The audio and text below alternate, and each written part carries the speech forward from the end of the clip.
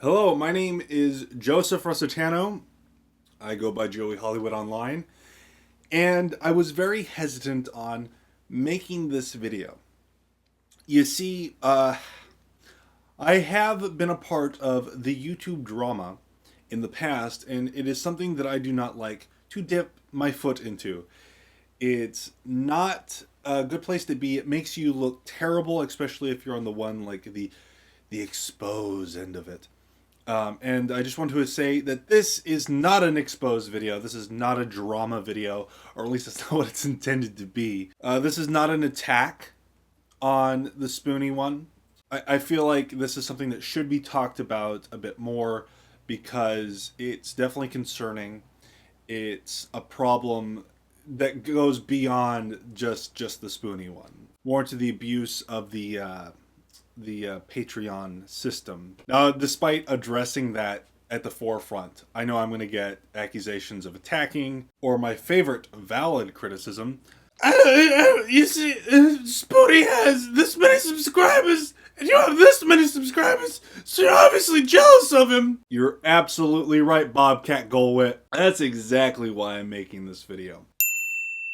The other favorite comment I'm looking forward to is, you're just using Spoony's name to make money off of the YouTube AdSense revenue. Yeah, that was my plan. I'm gonna make 13 whole cents off of this. It's gonna be great. Oh yeah, reeling in that Spoony money. I'm gonna spend that 13 cents on something good. You know, buy me a flat screen TV with it.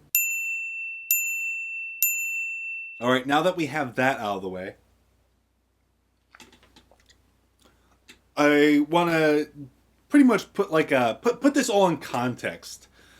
I started watching YouTube around 2007, and I wasn't allowed to watch YouTube because my mom was under the impression that it was a porn site. So it was something I had to watch in secret. I believe, yeah, this was around 2007, and I started watching the Spoony one because I was under the impression that he was the angry video game nerd. You think the username would have been a clue, but YouTube was so new to me, and I wasn't there for such a long time. I think it started in 2006, and it was like this thing. I was like, I'm not supposed to be on this site. I'm watching a guy who reviews video games, and he says bad words. But I generally just loved watching this guy. I thought he was hilarious.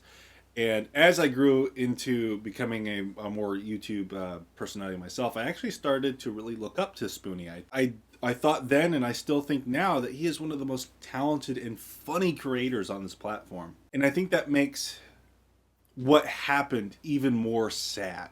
Now, Spoony, at some point, after years and years of being on YouTube, he created a Patreon video for his Patreon account. Patreon, for those of you who don't know, it's like a tip jar, or at least it's meant to be used as kind of a tip jar, where you can donate monthly to a content creator that you enjoy. It's a really great site. I have one. If you're interested, probably not. You're probably going to be like, "Whoa, I'm never going to trust anyone with a Patreon ever again after this." But Spoony's Patreon video, by God, it's one of the best. He comes across so humble in it. Like, he's like, this is where I came from. I know I'd be nothing without my fans. This started off as just a hobby with my webcam, and now it's a full-blown job. Well, it made me feel like I was a part of something. It made me feel like I was a part of the Spoony experiment. And I'll admit, I donated. I donated for a little while until my finances wouldn't allow me anymore. My name is actually in the credits of the Ultima NES review. Right off the bat, there were some warning signs. Spoony wasn't delivering his perks on time. It was really strange, but Spoony was very transparent about it. He was saying, I'm stressed out. I'm trying to put myself on a schedule. I'm gonna quit using Twitter. I'm gonna quit using Twitter.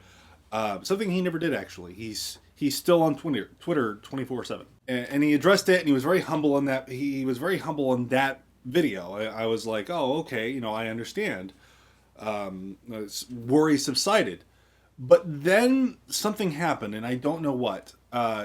the YouTube comment section on Spoony's videos has always been a very toxic environment. Always people telling him to kill himself, making fun of his bipolar disorder, attacking really sensitive subjects. And I personally, in my comment section, I try not to delete comments like that because I feel like everyone has the right to have their voice be heard. Very rarely do I delete comments. But like Spoony's was just out of control. So when he disabled his comments shortly after PewDiePie did, I wasn't all too surprised. I was a little disappointed because I liked commenting on his videos. If they were still open, you'd probably see a comment on almost every single one from me. But he also did something very strange. He also disabled the like and dislike ratios on his videos, which I thought was very strange. But it was from this point I noticed that Spoony stopped creating content. Like, almost altogether. I'm not really sure. I can't remember the exact timetables in my head, but Spoony just stopped making videos. And after what felt like months, felt like half a year to be honest, Spoony makes another video, and he opens up with this line. Kept you waiting, huh? Yes, Spoony, you did. Not only did you make us wait, you made us pay for nothing. You know you can decline the Patreon money, right? No, he just took the money and ran. He just took the money and ran. Didn't create any content, didn't deliver any of the perks. It just never happened. Spoony went from about $5,000 a month. I don't have a screenshot of that, but I do have this one. He went from $5,000 a month. Now he has around 1,000. And the reason for that is he just stopped producing content. But he's always saying, oh, I got stuff coming. I got stuff coming. You know, Spoony, I'm really looking forward to that rap video. You know, the one that you announced in 2015? Yeah, soon. Now, this goes beyond the simple fact of, oh, Spoony just stopped creating content. He turned his Patreon into a sort of marketplace. It was no longer a tip jar. It was like, you pay this much, you get this in return. That's why I really keep my Patreon perks really low, something that's no effort on my part. You know, I just give them a Google Drive link to some stuff, and that's it. Because that's all it is. It's just little incentives. It's like, oh, you give me a little something, I give you a little something. But if you spend too much time fulfilling the perks for your Patreon, then it's no longer a tip jar. It's a business. It's an Etsy store, pretty much. Now, for the most part, Spoony has been radio silent on this issue. He doesn't talk about it at all. And if you ask him about it, he will block you. When he does address it, it's always like, oh, I'm depressed, I'm sick, I have insomnia, my bipolar disorder is acting up. There's always a new excuse. Okay, I have problems too. But you know what? I don't think I would use those problems to steal money from my fans. If I had any fans, I wouldn't use it to steal money from them. Because it's essentially what he's doing. He's taking payment for goods he's never delivering. And Spoony, honestly, I did take you seriously at the beginning when I saw your Facebook post about like just being really stressed out and that accompanied by the video you released.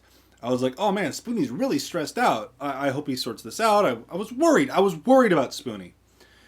But you know what? After like a year or so, and you post stuff like this on Twitter, what even is this? What even is this? This is like something a teenage girl would post. Hashtag depressed. Let me perfectly frame this photo to make me look really sad. Hashtag depressed. People aren't going to take you seriously, Spoony. Especially when you're with stuff like this. You delegitimize. You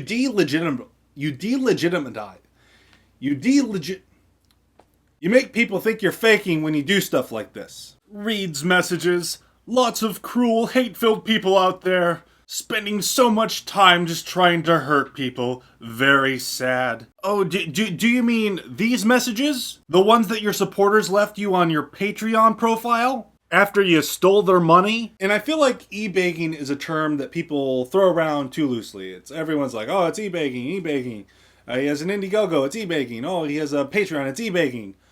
I don't believe that is e-begging. I feel like that's a term it's used too much. It doesn't mean anything anymore because people misuse it so much. But when you see when you see April post stuff like this, she starts off complaining at how much money PewDiePie makes, which is like the go-to thing for every YouTuber who's not doing very well. And she asks people to donate to Spoony's Patreon. Every dollar helps us to eat, pay our mortgage, yada yada yada. Here, I got an idea. How about Spoony delivers those perks that he promised so he could have kept that $5,000 a month he was getting? And this is where it gets really disgusting. Someone in the comments actually addresses this in a way. He says, to be fair, what y'all make is nothing to sneeze at. April tells them that they get by, yada yada yada. And then she says that it's hard to save money because of all the nerd merch out there. So that's what the Patreon money goes to. It goes to just buying knickknacks. It doesn't go towards making videos, of course not. That would get in the way of Spoony's live streams. Let's talk about Spoony's live streams for a moment. If you're a fan of Spoony, you know like the SWAT 4, Phantasmagoria 2, those Let's Plays are so freaking entertaining. They're the reason why I started taking Let's Plays more seriously. Before I was like, well, you can just watch someone else play a game. That's weird. But they're entertaining. They're like, oh, they're better than most riff tracks. So when I heard Spoony was live streaming, I was like, this sounds great. I can't wait to watch this. They're awful. They're just the worst live streams I have ever seen. He's silent for most of it, and when he's not silent, most of the time he's just complaining about the game, not in a fun way either, or he's belittling his fans or blocking them, downright just blocking them for asking questions or making pop culture references or referencing his videos. Now, I heard that Spoony had gotten a little better with his live streams. I heard he was being more energetic. I heard that he was not blocking people now because he had a moderator who handled that stuff for him. And so I was like, cool, I'm going to watch one today, which was just a couple days ago at the time of this recording.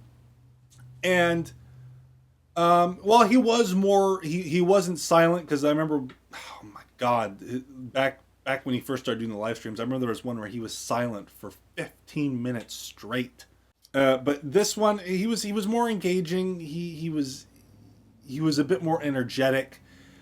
He wasn't stopping to block people every 2 seconds. But you know what? The first thing he does when he interacts with his fans is he belittles them.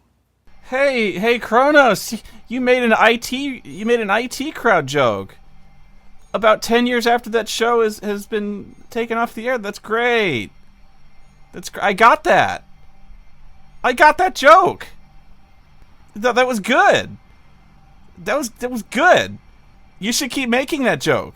You should especially keep making that joke in instances where it has no applicability. Like this one. Because that's even funnier. I'm sorry, it's too funny. I'm perfectly chill. I'm especially relaxed ever since that awesome joke from the IT crowd that everyone stopped watching over a decade ago. Memories! Now, I know you could be thinking like, well, Joey, there's no context to this. He may have just been joking around. And hey, I'll admit that. He may have just been joking around. Maybe the whole situation of the live stream was tainted by the mistreatment in the past, and I kind of took it wrong. I will admit that might be the case. I might be wrong here. But the thing is, he spent months doing live streams just treating his fans that paid him money for goods they never received. He treated them like dirt. What happened to that humble Spoony that made that Patreon pitch video? What happened to that humble Spoony that made that one and only Patreon update video? Where did he go? Was he always this douchebag? People are going to bring up the Twitter drama, and personally, I don't really like to talk about the Twitter drama because I feel like no one was in the good side. No one was an example of goodness. Lupa, no. Spoony, no. They all acted like children. If Spoony's watching, which I don't think he is, but if he is, I just want to let you know, if you're watching this, This situation is not unfixable. What you're doing is fraud. It's scamming. You're stealing money. There's no ifs, ands, or buts about it. You are stealing money. And it's wrong and disgusting. But here's the thing. I think I can speak for a majority of the fans that if you just simply said sorry, made a video addressing what happened, and even if it doesn't make much sense, like I'm sure it doesn't even make sense to you why you're doing this. But if you just said, you know what, I got stressed out, I panicked, and I retreated. It was wrong of me. Humble yourself. Say it was wrong of you to do this, and say that you're going to work. You're going to strive to be better. I'm sure that will go a long way.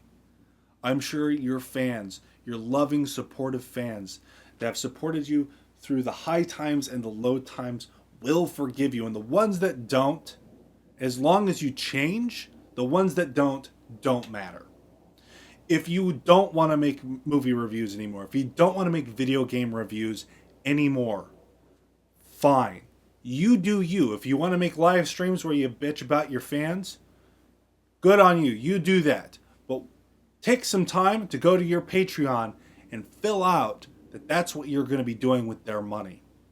Now what can we do as fans of the Spoony experiment? Well, I feel like we have to keep on addressing this until some change happens. I feel like that we do have some power and some influence in this regard.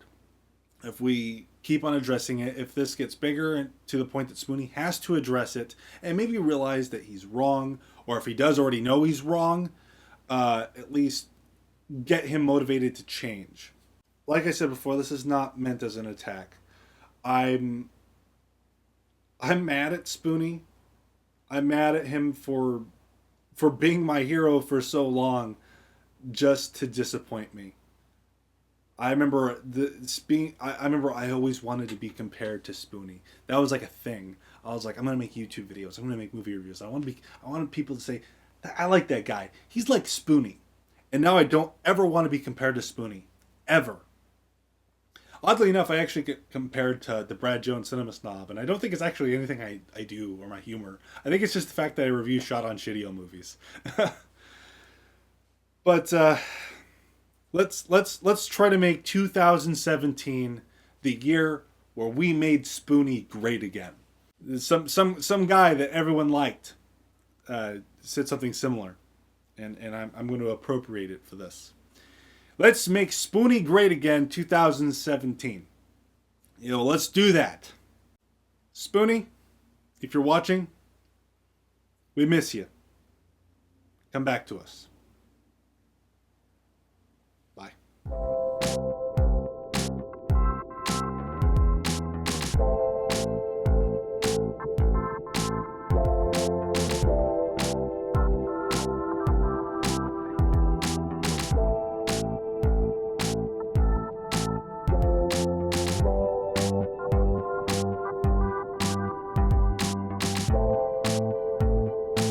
And I've turned this job from a hobby filmed on a webcam into a dream job that I can make a living off of.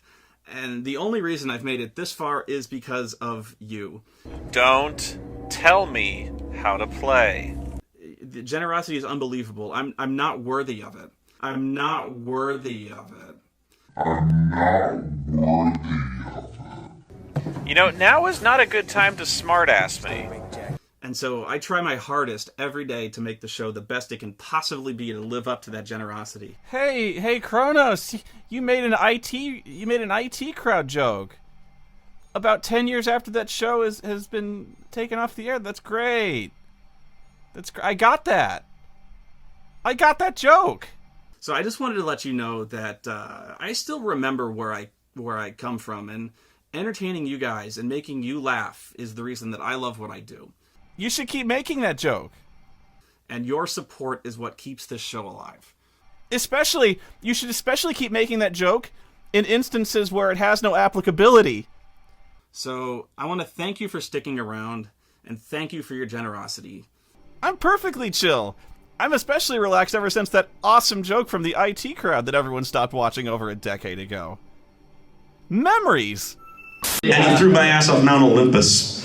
Yeah. I haven't gotten over that. Then don't think I didn't try. Hey, Spoony! I got that joke! That's from Batman! Yeah, remember that movie? Remember when people stopped watching that back in 1989? Haha, quoting things from pop culture is stupid. Memories!